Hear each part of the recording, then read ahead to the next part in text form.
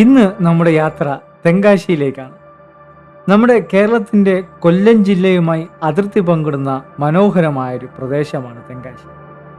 തെങ്കാശിയിലേക്ക് ആളുകൾ ഒഴുകുന്നത് അവിടെയുള്ള ഗ്രാമഭംഗി ആസ്വദിക്കാനും വെള്ളച്ചാട്ടങ്ങളും ക്ഷേത്രങ്ങളും ഒക്കെ സന്ദർശിക്കാനും ഒക്കെയാണ്. നമ്മുടെ ഈ യാത്രയുടെ ലക്ഷ്യവും അതുതന്നെയാണ്. ഇപ്പോൾ നമ്മൾ തെന്മല ഡാമും ഒക്കെ പിന്നിട്ട് മുന്നോട്ട് പോയിക്കൊണ്ടിരിക്കുകയാണ്.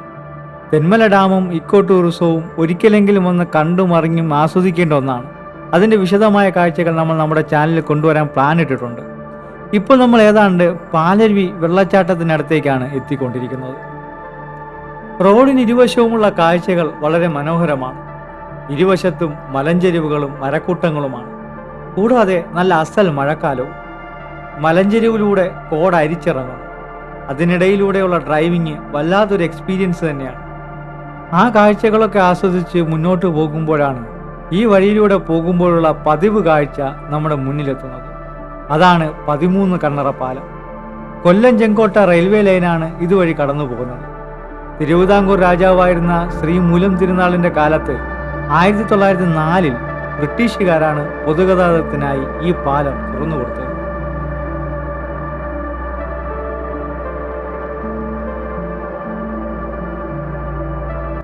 ഈ റോഡ് നേരെ പോകുന്നത് ആര്യങ്കാവിലേക്കാണ്.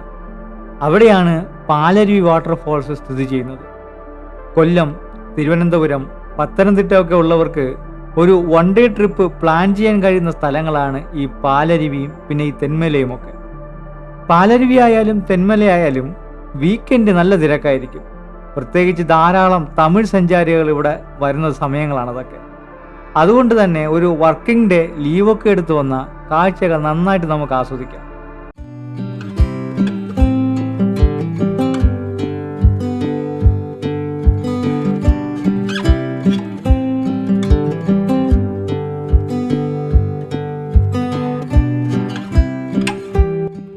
പാലരുവിയൊക്കെ കഴിഞ്ഞ് നമ്മളിപ്പോൾ ആര്യങ്കാവ് ചുരത്തിനടുത്തേക്കാണ് പോകുന്നത്. റോഡൊക്കെ അത്യാവശ്യം തിരക്കുണ്ട്. എന്നാലും മഴക്കാലത്തെ കാഴ്ചകൾ അടിപൊളിയാണ്. ചുരം ചുറ്റി ഇറങ്ങുമ്പോഴുള്ള കാഴ്ചയാണ് ശരിക്കും നമ്മളെ ഞെട്ടിക്കുന്നത്. നമ്മൾ അതുവരെ വന്ന ഭൂപ്രകൃതിയേ അല്ല, തീർത്തും വ്യത്യസ്തമായ ഒരു പ്രദേശമാണ് നമ്മളെ സ്വാഗതം ചെയ്യുന്നത്. അതായത് നമ്മൾ തെങ്കാശിയിലേക്ക് എത്തിയിരിക്കുന്നു. നമ്മൾ ഇതുവരെ കണ്ട കുന്നും മലയും മരക്കൂട്ടങ്ങളും കോടയും ഒന്നുമല്ല ഇവിടെ കാണുന്നത് ഏക്കറുകളോളം നീണ്ടു നിവർന്നു കിടക്കുന്ന കൃഷിയിടങ്ങളും നെൽപ്പാടങ്ങളും തെങ്ങിൻതോപ്പുകളും അതിൻ്റെയൊക്കെ പശ്ചാത്തലത്തിൽ ഒരു വൻമതിൽ പോലെ പശ്ചിമഘട്ട മലനിരയും. ശരിക്കും തെങ്കാശി നമ്മളെ സ്വാഗതം ചെയ്യുന്നത് നല്ല ഒന്നാം തരം കാഴ്ചയുമായാണ്.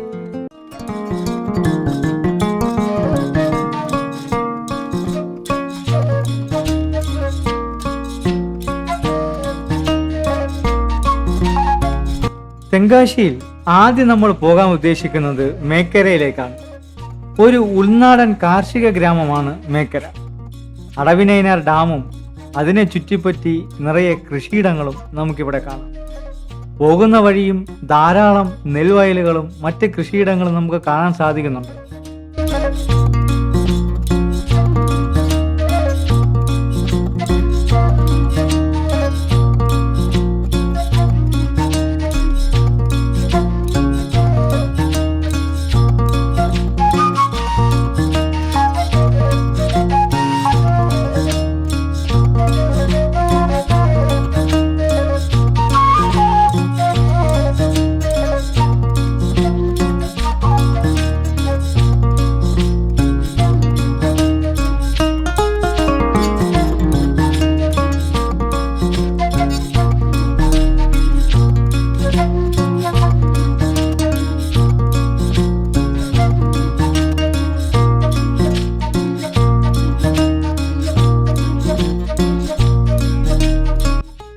നമ്മളിപ്പോൾ ഏതാണ്ട് ചെങ്കോട്ടൈ ഭാഗത്താണ് എത്തിയിരിക്കുന്നത്.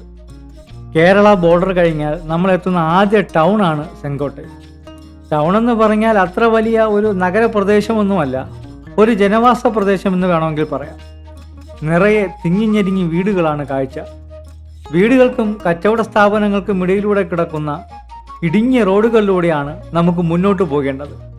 ഇവിടുത്തുകാരുടെ ഡ്രൈവിംഗ് സ്റ്റൈൽ എടുത്തു പറയേണ്ടതാണ്. പ്രത്യേകിച്ച് 4 വീലർ വരുമ്പോൾ നല്ല ബുദ്ധിമുട്ടാണ് ഇതുവഴിയൊക്കെ വണ്ടി ഓടിക്കാൻ.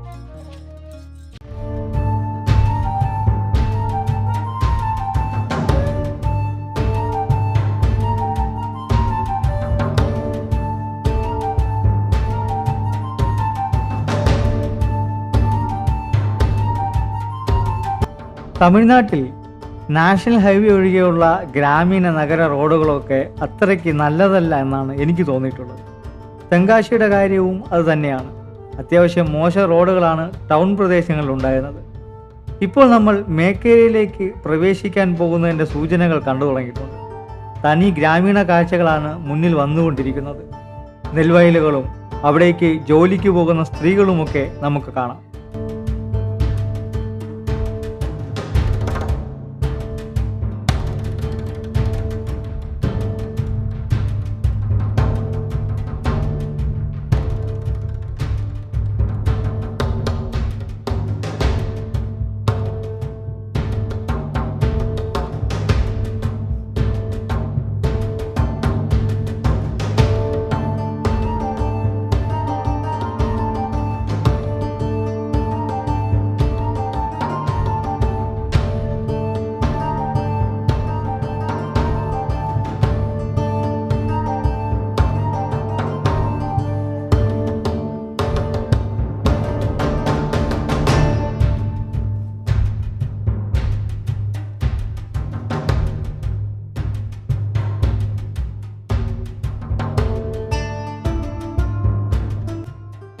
കുറേ കൃഷിയിടങ്ങൾ കഴിയുമ്പോൾ ഒരു കാർഷിക ഗ്രാമം, അത് കഴിഞ്ഞാൽ വീണ്ടും ഏക്കർ കണക്കിന് നിരന്നു കിടക്കുന്ന കൃഷിസ്ഥലങ്ങൾ.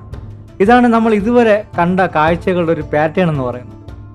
നമ്മൾ അടവിനയനാർ ഡാമിനടുത്തേക്കാണ് പോകുന്ന വഴിയെല്ലാം നല്ല ഒന്നാന്തരം കാഴ്ചകളാണ്.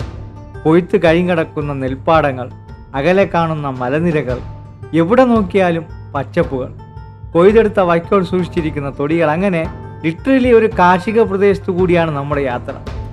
ഇതെല്ലാം മേക്കര എന്നറിയപ്പെടുന്ന പ്രദേശമാണ്.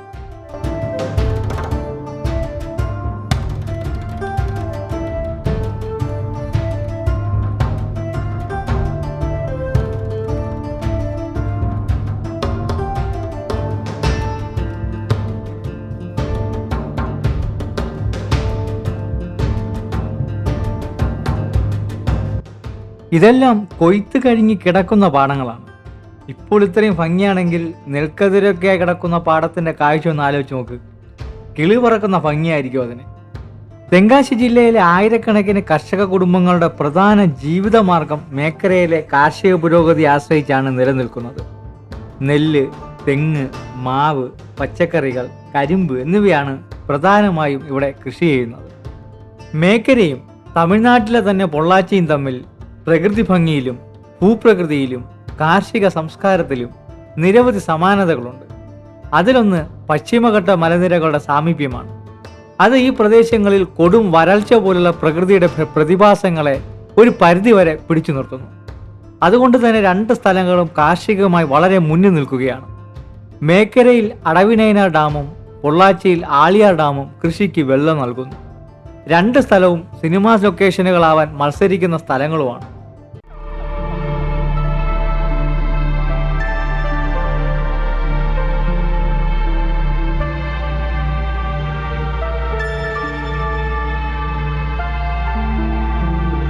നമ്മൾ ഏതാണ്ട് അടവിനയനാർ ഡാമിനോട് അടുക്കുകയാണ്.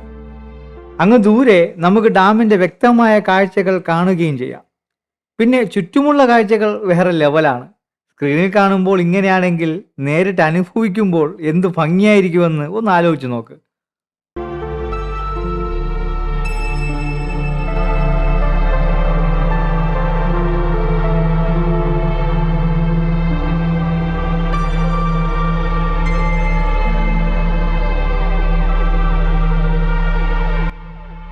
അങ്ങനെ നമ്മൾ അടവിനയനാർ ഡാമിന് മുന്നിൽ എത്തിയിരിക്കുകയാണ്.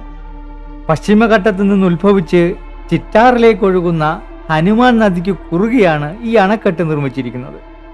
തമിഴ്നാട് സർക്കാരിൻ്റെ നേതൃത്വത്തിൽ 1996 നിർമ്മാണം ആരംഭിച്ച് 2002 ഈ അണക്കെട്ട് പൂർത്തിയായി. 51.5 മീറ്റർ ഉയരവും 670 മീറ്റർ നീളവുമാണ് ഈ അണക്കെട്ടിനുള്ളത്. തെങ്കാശി, ചെങ്കോട്ട മേഖലയിലെ കൃഷിയുടെ ജീവനാഡിയാണ് അടവിനയനാർ ഡാം. ഈ അണക്കെട്ട് ഏതാണ്ട് 7643 ഹെക്ടർ കൃഷിഭൂമിയിലേക്ക് നേരിട്ട് വെള്ളമെത്തിക്കുന്നുണ്ട്. നല്ല മഴയുള്ള സമയങ്ങളിൽ ഈ അണക്കെട്ട് നിറഞ്ഞൊഴുകുന്നത് കാണാൻ നല്ല ഭംഗിയാണ്. പക്ഷെ നമ്മൾ വന്നപ്പോൾ അധികം വെള്ളമൊന്നും ഇല്ലായിരുന്നു. അതുകൊണ്ട് തന്നെ നമുക്ക് ആ ഒരു കാഴ്ച കാണാൻ പറ്റിയിട്ടില്ല. പക്ഷെ ഒരുപാട് റീലുകളിലും വീഡിയോസിലുമൊക്കെ ആ ഒരു കാഴ്ച നമ്മൾ കണ്ടിട്ടുണ്ട്. അങ്ങനെ നമ്മൾ വണ്ടിയൊക്കെ പാർക്ക് ചെയ്ത് ഇങ്ങനെ വെയിറ്റ് ചെയ്യുമ്പോഴാണ് ഈ ഒരാൾ നമ്മളെ പരിചയപ്പെടുന്നത്. അപ്പോൾ അക്കാനിയാണ് എന്ന് പറഞ്ഞുകൊണ്ട് പുള്ളി നമുക്കൊരു സാധനം തന്നു. സോ അത് കുടിച്ചപ്പോഴാണ് ഒരുമാതിരി സോപ്പിൻ്റെ ഒരു ചെവയാണ് നമുക്ക് അനുഭവപ്പെട്ടത്. അത് ഇളം നൊങ്കിൻ്റെ വെള്ളമാണെന്നൊക്കെ പറഞ്ഞിട്ടാണ് നമുക്ക് തന്നത്.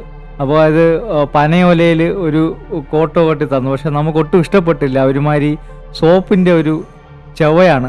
മാത്രമല്ല ഈ പനയോല നമ്മളിൽ നിന്ന് വാങ്ങിച്ചിട്ട് കുടിച്ച് കഴിഞ്ഞിട്ട് വാങ്ങിച്ചിട്ട്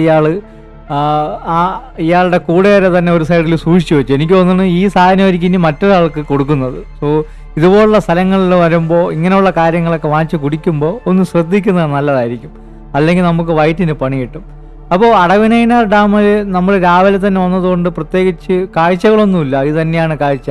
ഒരു ചെറിയൊരു പാർക്കുണ്ട്. ആ പാർക്കൊന്നും ഓപ്പൺ അല്ല. അതിൻ്റെ ഒഫീഷ്യൽസ് ആരും ഇവിടെ ഇല്ല. അപ്പോൾ അതുകൊണ്ട് തന്നെ നമ്മൾ കുറച്ചു നേരം അവിടെ നിന്നിട്ട് നമ്മൾ വീണ്ടും മേക്കരയുടെ കാർഷിക കാഴ്ചകളിലേക്ക് പോകാമെന്ന് വിചാരിച്ചു.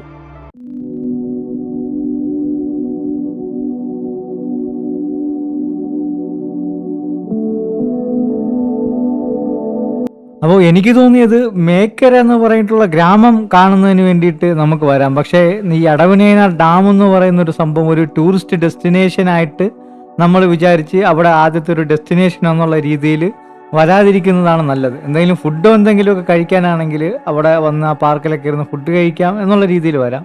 അല്ലാതെ ഒരു ടൂറിസ്റ്റ് ഡെസ്റ്റിനേഷൻ എന്നുള്ള ഒരു കൺസെപ്റ്റിൽ വരാതിരിക്കുന്നതാണ് നല്ലത്. പ്രത്യേകിച്ച് അവിടെ ഒന്നുമില്ല. ഈ ഡാം നിറഞ്ഞു കവിഞ്ഞൊഴുകുമ്പോൾ ഉള്ളൊരു കാഴ്ച ഉണ്ടല്ലോ, അതാണ് സത്യം പറഞ്ഞാൽ യഥാർത്ഥത്തിൽ ഒരു ഭംഗിയുള്ള കാഴ്ച. അത് നമ്മൾ ചില റീലുകളിലൂടെയും വീഡിയോസിലൊക്കെ കണ്ടിട്ടുണ്ട്.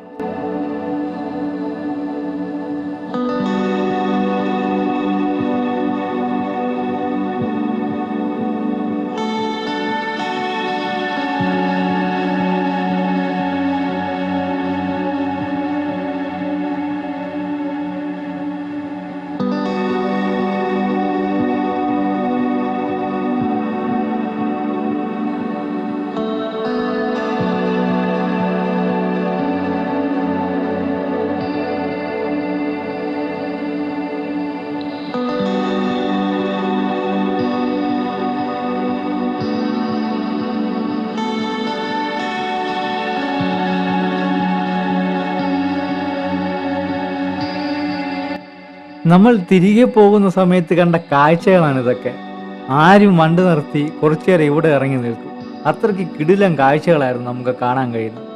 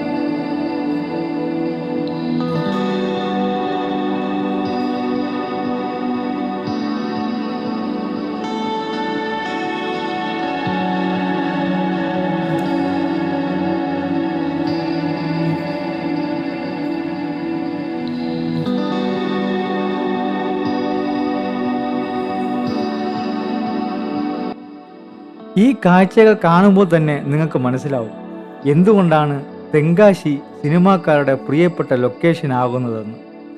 റോജ, അന്യൻ, തെങ്കാശിപ്പട്ടണം, പുഷ്പ തുടങ്ങി ഏതാണ്ട് 100 കണക്കിന് സിനിമകളാണ് തെങ്കാശിയിലും പരിസര പ്രദേശങ്ങളിലും ഷൂട്ട് ചെയ്തത്. ഫഹദ് ഫാസിൽ നായകനായിരുന്ന മഹേഷിന്റെ പ്രതികാരം എന്ന മലയാളം സിനിമ പ്രിയദർശൻ തമിഴിലേക്ക് റീമേക്ക് ചെയ്തപ്പോൾ അതിന്റെ മുഴുവൻ ഷൂട്ടിങ്ങും തെങ്കാശിയിലാണ് നടന്നത്. ഉദയനിധി സ്റ്റാലിനായിരുന്നു നിമിറിലെ നായകൻ. ദൃശ്യത്തിന്റെ തമിഴ് റീമേക്കായ പാപനാശം എന്ന ചിത്രത്തിന്റെ ഭൂരിഭാഗം ഭാഗങ്ങളും തെങ്കാശിയിലും കുറ്റാലത്തുമൊക്കെയാണ് നടന്നത്. 2019 പുറത്തിറങ്ങിയ കൈദി, നീലാകാശം പച്ചക്കടൽ ചുവന്ന ഭൂമി, ലാലേട്ടന്റെ മിസ്റ്റർ ബ്രഹ്മചാരി, വേട്ടൈ, അങ്ങനെ നീളുന്നു തെങ്കാശിയുടെ സിനിമാ കഥ.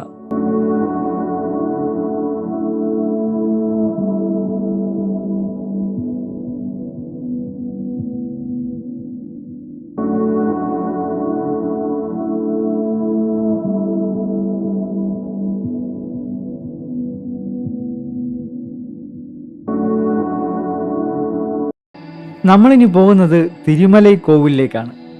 തെങ്കാശി ജില്ലയിലെ പൻപൊഴി എന്ന ഗ്രാമത്തിലാണ് ഈ മലമുകളിലെ മുരുകൻ ക്ഷേത്രം സ്ഥിതി ചെയ്യുന്നത്.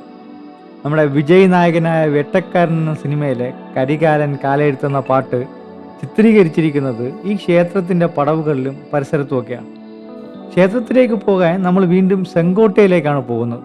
സെങ്കോട്ടയിലേക്ക് പോയതിനു ശേഷം അവിടെ നിന്ന് ക്ഷേത്രത്തിലേക്ക് പോകുന്നൊരു റോഡുണ്ട്, അവിടേക്ക് കട്ട് ചെയ്ത് പോകണം.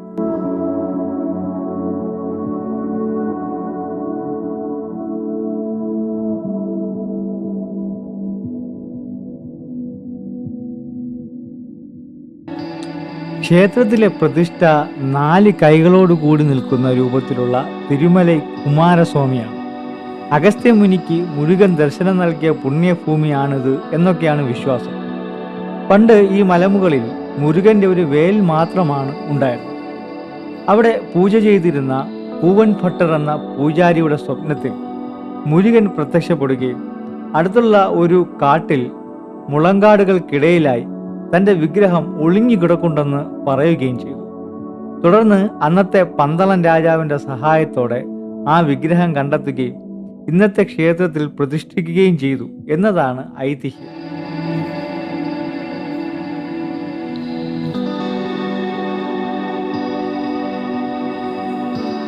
നമ്മൾ ഏതാണ്ട് പാർക്കിങ്ങിൻ്റെ അടുത്ത് എത്തിയിട്ടുണ്ട്. 2 രീതി നമുക്ക് മുകളിൽ കയറാം. ഒന്ന്, 625 പടവുകൾ ചവിട്ടി കയറാൻ താല്പര്യമുള്ളവർ വലതുവശത്തെ പാർക്കിങ്ങിൽ വണ്ടിയിട്ട് നടന്നു കയറാം. അല്ലെങ്കിൽ മുകളറ്റം വരെയും നമ്മുടെ വണ്ടിയിൽ പോകാം. അതിന് 50 രൂപ പാസ് എടുത്ത് നേരെ മലകയറ്റം തുടരാം. അപ്പോൾ നമ്മൾ പാസ് എടുത്ത് മുകളിലേക്ക് കയറാനാണ് തീരുമാനിച്ചത്. പക്ഷേ നമ്മൾ പാസ് എടുത്ത് മുകളിലേക്ക് പോകുമ്പോഴുള്ള കാഴ്ചകളാണ് അടിപൊളി.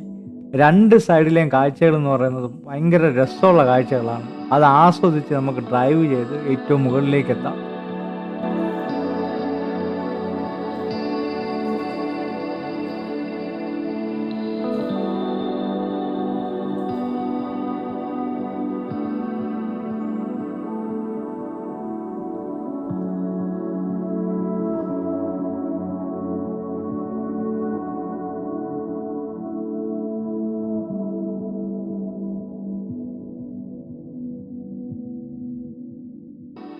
നമ്മളേതാണ്ട് മുകളിൽ എത്തിയിട്ടുണ്ട്.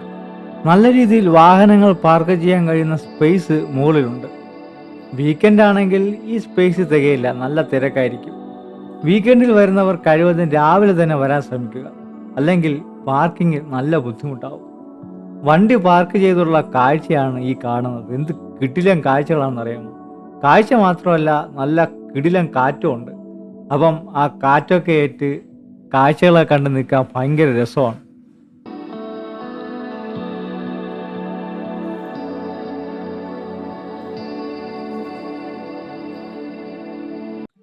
ചെരുപ്പൊക്കെ ഊരി വെച്ചിട്ട് നമ്മൾ നേരെ ക്ഷേത്രത്തിനകത്തേക്ക് കയറി.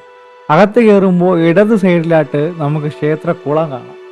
അവിടെ നിന്ന് നേരെ വലതുവശത്തേക്ക് നോക്കുവാണെങ്കിൽ അവിടെ ഈ ക്ഷേത്രത്തിൻ്റെ ഉപക്ഷേത്രങ്ങൾ നമുക്ക് കാണാൻ പറ്റും. അതിൻ്റെയൊക്കെ സൈഡിലായിട്ടൊരു പ്ലാറ്റ്ഫോം ഉണ്ട്. അവിടെ നമ്മളെ താഴ്വാരത്തെ ഫേസ് ചെയ്തുകൊണ്ട് ഒരുപാട് ഇരിപ്പിടങ്ങൾ നമുക്ക് കാണാൻ പറ്റും. അപ്പോൾ അവിടെ ഇരുന്ന് കാറ്റൊക്കെ കൊണ്ട് താഴ്വാരങ്ങളൊക്കെ ഇരുന്ന് ആസ്വദിക്കുകയും വീഡിയോ എടുക്കുകയും ഫോട്ടോ എടുക്കുകയൊക്കെ ചെയ്യാം. അപ്പോൾ എൻ്റെ ഫ്രണ്ടിൽ കാണുന്നതാണ് ഞാൻ നേരത്തെ പറഞ്ഞ പാർക്കിങ്. അപ്പോൾ അവിടെ നിന്ന് മുന്നോട്ട് പോകുമ്പോഴത്തേക്കും നമുക്ക് അവിടെ ഒരു വലിയൊരു മരം നിൽക്കുന്നതാണ്. അതിൻ്റെ സൈഡിലായിട്ട് മറ്റ് പ്രതിഷ്ഠകളും കാര്യങ്ങളൊക്കെ ഉണ്ട്. അപ്പോൾ അവിടെ വഴിപാടുകളും മറ്റുമൊക്കെ അനുഷ്ഠിക്കുന്ന കാര്യങ്ങളൊക്കെ നമുക്ക് കാണാൻ സാധിക്കും.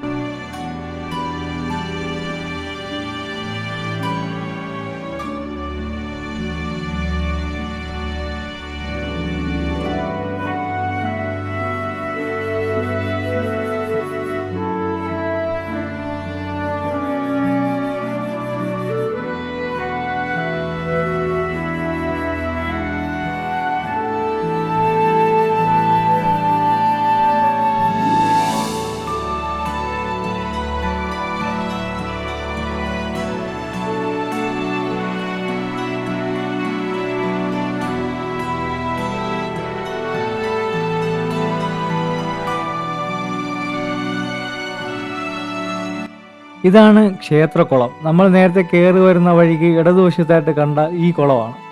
അപ്പോൾ ഇവിടെ ഉത്സവ സമയങ്ങളിലൊക്കെയാണ് കൂടുതലും ആക്റ്റീവായിട്ടുള്ളത്. അല്ലാത്തപ്പോൾ പ്രത്യേകിച്ച് മറ്റ് കാര്യങ്ങളൊന്നും ഇവിടെ ഉണ്ടാവില്ല. അപ്പോൾ ഈ ക്ഷേത്രകുളത്തിന് സൈഡിലൂടെ നമ്മൾ നടന്നു പോകുമ്പോൾ നമ്മൾ നേരെ കാണുന്നതെന്ന് പറഞ്ഞാൽ മറ്റു ഉപക്ഷേത്രങ്ങളാണ്. അപ്പോൾ അതിൻ്റെ സൈഡിലോട്ടൊക്കെ ഒരുപാട് ടോയ്ലറ്റ് ഫെസിലിറ്റീസൊക്കെ ഉണ്ട്. പക്ഷേ അവിടെയൊന്നും ഫീസോ കാര്യങ്ങളോ ഒന്നുമില്ല. ക്യാഷൊന്നും കൊടുക്കാതെ തന്നെ അതൊക്കെ യൂസ് ചെയ്യാം. അവിടെ നിന്നും മറ്റൊരു ഭാഗത്തെത്തുമ്പോൾ ഉള്ളൊരു വ്യൂ പോയിൻ്റാണിത്. വ്യൂ പോയിൻ്റ് എന്നല്ല, മറ്റൊരു ഭാഗത്തെത്തുമ്പോൾ ഉള്ളൊരു കാഴ്ച. അതായത് നമുക്ക് ഈ മല കോവിലിൻ്റെ 4 വശത്തും കറങ്ങി കാണുമ്പോൾ നമുക്കൊരു 360 ഡിഗ്രിയിൽ നമ്മുടെ ആ ഒരു താഴ്വാരം മുഴുവൻ കാണാൻ പറ്റും. അത് ഭയങ്കര ഒരു ഭംഗിയാണ്. ആ കാഴ്ചകളാണ് തിരുമല കോവിലിൽ നമ്മൾ പ്രാർത്ഥിക്കാൻ വരുന്നു എന്നതിനപ്പുറം നമുക്ക് കാഴ്ചകൾ ആസ്വദിക്കാൻ ഇങ്ങനെയുള്ള കാഴ്ചകളാണ് ഭയങ്കര രസമായിട്ടുള്ളത്.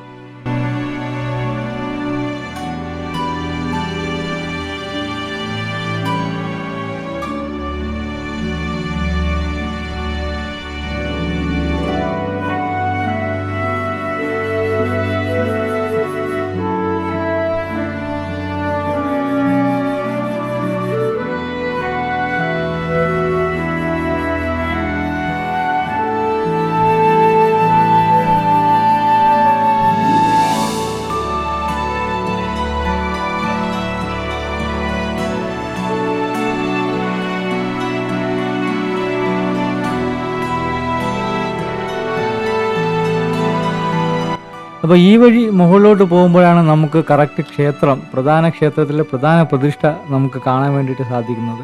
ഇത് രാവിലെ ആയതുകൊണ്ടാണ് ഇത്രയും തിരക്ക്. അതായത് ഒട്ടും തിരക്കില്ല എന്ന് വേണമെങ്കിൽ പറയാം.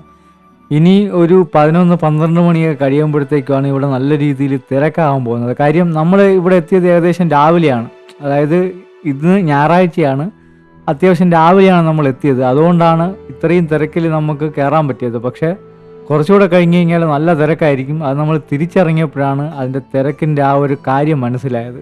ഭയങ്കര കൂട്ടമായിരുന്നു. അപ്പോൾ രാവിലെ വീക്കെൻഡിലാണ് വരുന്നതെങ്കിൽ അത്യാവശ്യം രാവിലെ തന്നെ വരാൻ ശ്രമിക്കുക, അല്ലെങ്കിൽ നമ്മൾ പെട്ടുപോകും.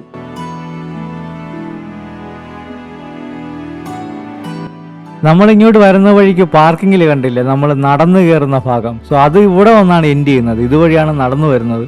അപ്പോൾ ആ ഭാഗങ്ങളൊക്കെ ഇപ്പോൾ റിനോവേഷനൊക്കെ ചെയ്തുകൊണ്ടിരിക്കുന്ന ഒരു കാര്യമാണ് നമ്മൾ കണ്ടത്.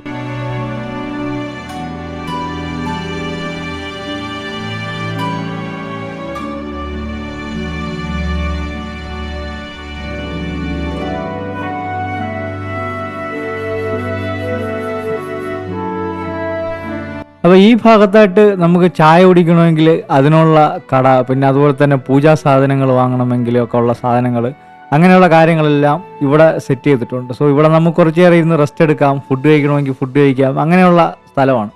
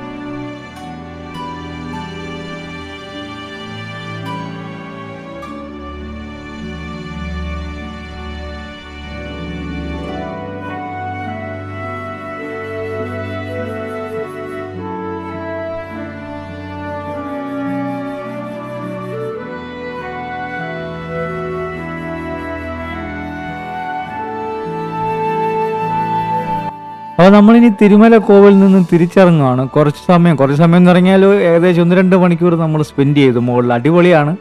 നല്ല മലയുടെ മുകളിലാണെങ്കിലും ചൂടോ അങ്ങനെയുള്ള കാര്യങ്ങളൊന്നുമില്ല, നല്ല തണുത്ത കാറ്റൊക്കെ കിട്ടുന്നുണ്ട്. അപ്പോൾ ആ കാഴ്ചകളൊക്കെ കണ്ടിട്ട് നമ്മൾ ജസ്റ്റ് പുറത്തോട്ട് ഇറങ്ങി തിരിച്ചു പോവുകയാണ്. അപ്പോൾ നമ്മൾ പോകാൻ വേണ്ടിയിട്ട് ഉദ്ദേശിക്കുന്നത് കുറ്റാലം വാട്ടർഫാൾസിലോട്ടാണ്. അപ്പോൾ ഞാൻ നേരത്തെ പറഞ്ഞില്ലേ ഈ ബ്ലോക്കിൻ്റെ കാര്യം, വീക്കെൻഡിലുള്ള. സോ അത് നമ്മളിങ്ങ് തിരിച്ചിറങ്ങിയപ്പോഴാണ് മനസ്സിലായത്. ഇവിടെ നമ്മൾ കുറേ നേരം ബ്ലോക്കിൽ കിടന്നു. അതായത് ഒരു 10-11 മണിയൊക്കെ കഴിയുമ്പോഴത്തേക്കും ഭയങ്കരമായിട്ട് തിരക്കാണ് ഈ ഞായറാഴ്ച സമയങ്ങളിൽ ഇവിടെ വരുന്നത്. അപ്പോൾ മാക്സിമം ഒന്നുകിൽ വീക്കെൻഡിൽ വരുവാണെങ്കിൽ അതിരാവിലെ വരിക, അതല്ലാന്നുണ്ടെങ്കിൽ വീക്ക് ഡേ നോക്കി വരിക. അപ്പോൾ നമുക്ക് ഈ തിരക്കിൽ നിന്നൊക്കെ ഒന്ന് മാറി നിൽക്കാൻ പറ്റും. അപ്പോൾ നമ്മൾ ഈ കുറ്റാലത്തേക്കുള്ള യാത്രയിലാണ്. തിരിച്ച് വീണ്ടും ചെങ്കോട്ട എത്തി അവിടെ നിന്ന് കട്ട് ചെയ്ത് വേണം വീണ്ടും കുറ്റാലത്തോട്ട് പോകാൻ വേണ്ടിയിട്ട്.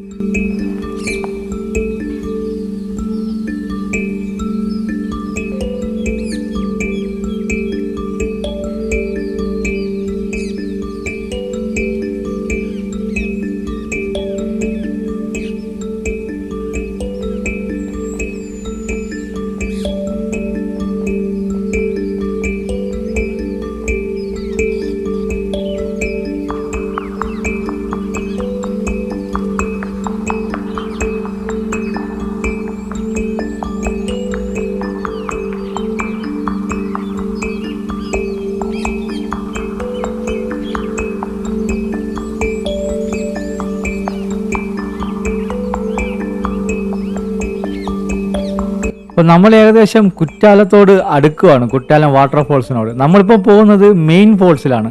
ഈ കുറ്റാലം വാട്ടർഫോൾസ് തന്നെ 2 എണ്ണം ഉണ്ട്. ഒന്ന് 5 ഫോൾസ് എന്ന് പറഞ്ഞിട്ട് ഒരു പഴയ കുറ്റാലം വാട്ടർഫോൾസും, ഇത് മെയിൻ ഫോൾസ് എന്ന് പറഞ്ഞിട്ട് ഒരു കുറ്റാലം വാട്ടർഫോൾസും.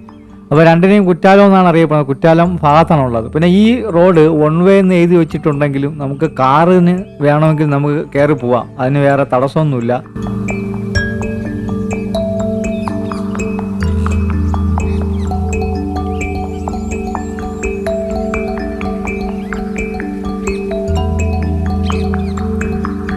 ഇന്നൊരു ഞായറാഴ്ച ആയതുകൊണ്ട് തന്നെ നല്ല ഭീകരമായിട്ടുള്ളൊരു തിരക്കായിരുന്നു. പക്ഷേ പാർക്കിംഗ് സ്ഥലം കിട്ടി. പക്ഷേ പാർക്കിങ്ങിൽ 20 രൂപ പാർക്കിംഗ് ഫീസ് കൊടുക്കണം. അങ്ങനെ 20 രൂപ പാർക്കിംഗ് ഫീസ് കൊടുത്ത് നമ്മൾ ജസ്റ്റ് താഴോട്ട് ഇറങ്ങുകയാണ്. കുറച്ച് ദൂരം നടന്നിറങ്ങണം. ഒരു ക്ഷേത്രത്തിൻ്റെ ആർച്ചൊക്കെ ഉണ്ട്. ഇതിൻ്റെ തൊട്ടടുത്ത് തന്നെ കുറ്റാലം ക്ഷേത്രമുണ്ട്. അതിൻ്റെ അടുത്താണ് ഈ വാട്ടർഫോൾസ് സ്ഥിതി ചെയ്യുന്നത്. അപ്പോൾ അതിൻ്റെ അടുത്തായിട്ട് ഇഷ്ടംപോലെ കച്ചവട സ്ഥാപനങ്ങളൊക്കെ ഉണ്ട്. നമുക്ക് കുറച്ച് വിലയിൽ തന്നെ ഒരുപാട് സാധനങ്ങളൊക്കെ വാങ്ങിക്കാം. ഇതാണ് കുറ്റാലം ക്ഷേത്രം. അപ്പോൾ നമ്മൾ ഈ വാട്ടർഫോൾസിലൊക്കെ കുളിച്ചിട്ട് വരുന്ന ടൂറിസ്റ്റുകൾ ഇവിടെ കയറി തൊഴുതിട്ടൊക്കെയാണ് പോകാറ്. അപ്പോൾ ഈ ക്ഷേത്രത്തിൻ്റെ മുന്നിൽ കൂടെ ഫ്രണ്ടിലോട്ട് പോകുമ്പോഴാണ് ഇങ്ങനെയുള്ള കാഴ്ചകൾ നമുക്ക് കാണാൻ പറ്റുന്നത്. ഒരുപാട് ചിപ്സൊക്കെ ഉണ്ടാക്കി, ചൂട് ചിപ്സൊക്കെ ഉണ്ടാക്കി വിൽക്കുന്ന കടകളുണ്ട്, ചായക്കടകളുണ്ട്, പിന്നെ അലുവ കടകളുണ്ട്, മധുര പലഹാരങ്ങൾ വിൽക്കുന്ന കട, അങ്ങനെ ഒരുപാട് സാധനങ്ങളുണ്ട്. ഷോപ്പിങ്ങിന് അത്യാവശ്യം പറ്റിയ സാധനമാണ്. വെറൈറ്റി സാധനങ്ങളൊക്കെ നമുക്ക് വാങ്ങിക്കാം. പിന്നെ ഇവിടെ ഫേസ് ചെയ്യുന്ന ഏറ്റവും വലിയ പ്രശ്നം എന്ന് പറഞ്ഞു കഴിഞ്ഞാൽ ഈ ചവറാണ്. ഇത്തരത്തിൽ ഇഷ്ടം പോലെ എവിടെ നോക്കിയാലും നല്ല രീതിയിൽ ചവറാണ്. അപ്പം ഇവിടെ കുറ്റാലം വന്നിട്ടുള്ള ആൾക്കാർക്കറിയാം, ഭയങ്കര വൃത്തികെട്ട ഒരു പ്ലേസ് ആയിട്ടാണ് കിടക്കുന്നത്.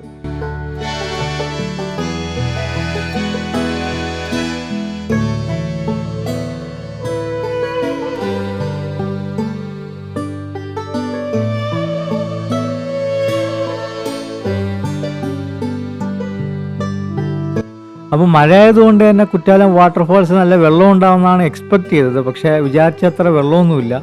പിന്നെ ഞായറാഴ്ച ആയതുകൊണ്ട് തന്നെ ഒരുപാട് പേര് കുളിക്കാൻ വേണ്ടിയിട്ട് ക്യൂ നിൽക്കുന്നുണ്ട്. പക്ഷേ വെള്ളവുമില്ല. ഇത് ഈ കുറ്റാലം നമ്മൾ നേരത്തെ കണ്ട ക്ഷേത്രത്തിൻ്റെ പുറകുവശമാണ്.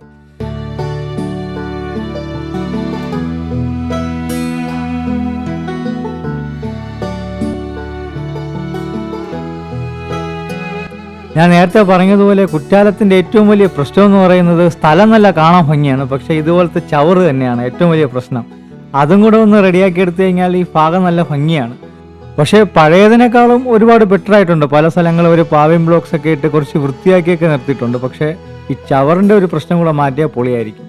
സോ ഇതാണ് കുറ്റാലം വാട്ടർഫാൾസിൻ്റെ ഇപ്പോഴത്തെ അവസ്ഥ. ഒട്ടും വെള്ളമില്ല.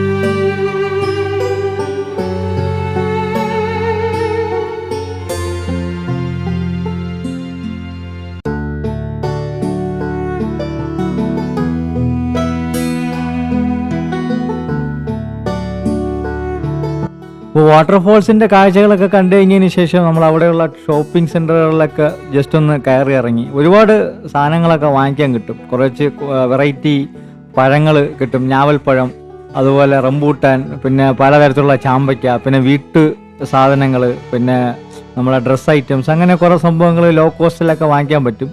അപ്പോൾ സാധാരണക്കാരുടെ ഒരു ഷോപ്പിംഗ് ഒരു കേന്ദ്രമാണെന്ന് വേണമെങ്കിൽ പറയാം. ടൂറിസ്റ്റുകൾക്ക് ഒരുപാട് സാധനങ്ങളൊക്കെ വാങ്ങിക്കാനുള്ള ഒരു ഓപ്ഷൻസൊക്കെ അവൈലബിൾ ആണ്. പിന്നെ ഒരുപാട് ചായക്കടകളുണ്ട്.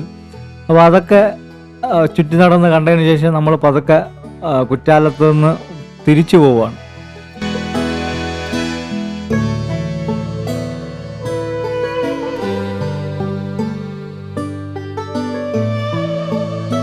ഇത് കുറ്റാലം ക്ഷേത്രത്തിൻ്റെ ഒരു ഭാഗത്ത് കണ്ട ഒരു മണ്ഡപമാണ്, കല്ലുമണ്ഡപം പോലെ തീർത്തേക്കുന്ന ഒരു സ്ഥലമാണ്. കുറച്ച് കൊത്തുപണികളൊക്കെ ഉള്ള കല്ലും ഇതൊക്കെ കണ്ട് ജസ്റ്റ് പോയി നോക്കിയതാണ്, കയറാൻ പറ്റുമോ, ആക്സസ് ഉണ്ടോ എന്നൊക്കെ. അപ്പോൾ ജസ്റ്റ് പോയി നോക്കിയപ്പോഴത്തേക്കും അവിടെ ടൂറിസ്റ്റുകൾക്കൊന്നും എൻട്രി ഇല്ല, എല്ലാം റെസ്ട്രിക്റ്റഡ് ആണ്, എല്ലാം പൂട്ടിയിട്ടുണ്ട്. പക്ഷേ നല്ല ഭംഗിയായിട്ട് തോന്നി. അപ്പോൾ അവിടെ നിന്ന് കുറച്ച് കാഴ്ചകളൊക്കെ നോക്കി നിന്നപ്പോഴത്തേക്കും ഏകദേശം മഴ പെയ്യുന്നുണ്ട്. ജസ്റ്റ് മഴ ചാറി തുടങ്ങി, സഞ്ചാരികളൊക്കെ പോകാനും തുടങ്ങി. അങ്ങനെ നമ്മൾ അവിടെ നിന്ന് നേരെ തിരികെ വീട്ടിലേക്ക് പോകാനുള്ള പരിപാടിയാണ്. അപ്പോൾ കുറ്റാലം വാട്ടർഫാൾസ് നല്ലൊരു അനുഭവം തന്നെയായിരുന്നു. ആ വേസ്റ്റിൻ്റെ ഒരു കാര്യം കൂടെ ഒന്ന് ശ്രദ്ധിച്ചു കഴിഞ്ഞാൽ അടിപൊളി സ്ഥലമാണ്. അങ്ങനെ തെങ്കാശിയിലെ കാഴ്ചകളൊക്കെ ഇതൊക്കെയാണ്. ഇനി ഒരുപാട് കാഴ്ചകളുണ്ട്. അപ്പോൾ ഒരു ദിവസം നമുക്ക് ജസ്റ്റ് പോകാൻ പറ്റുന്ന കാഴ്ചകളാണ് നമ്മൾ മാക്സിമം ഉൾക്കൊള്ളിച്ചിട്ടുള്ളത്.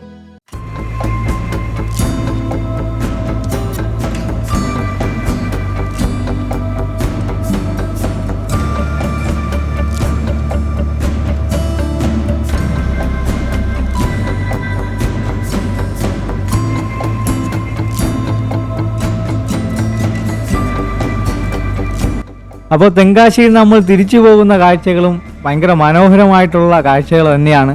അപ്പോൾ ഇതുവരെ തെങ്കാശി വന്നിട്ടില്ലാത്ത ഒരാളാണെങ്കിൽ തീർച്ചയായും തെങ്കാശി ഒരു ദിവസം നിങ്ങൾ എന്തായാലും വന്ന് എല്ലാം ആസ്വദിക്കുക. അപ്പോൾ ഒരു ദിവസം തെങ്കാശിയിൽ എങ്ങനെ സ്പെൻഡ് ചെയ്യാം എന്നുള്ള ചെറിയൊരു വീഡിയോ ആണ് നമ്മൾ ഉദ്ദേശിച്ചിട്ടുണ്ടായിരുന്നത്. മാക്സിമം നിങ്ങളുടെ മുമ്പിലേക്ക് കാഴ്ചകൾ എത്തിക്കാൻ കഴിഞ്ഞുവെന്ന് വിശ്വസിക്കുന്നു. അപ്പോൾ നിങ്ങളുടെ നിർദ്ദേശങ്ങളും അഭിപ്രായങ്ങളൊക്കെ തീർച്ചയായും കമൻ്റായിട്ട് രേഖപ്പെടുത്തുക. പുതിയൊരു വീഡിയോയിൽ നമുക്ക് വീണ്ടും കാണാം. അതുവരേക്കും ബൈ.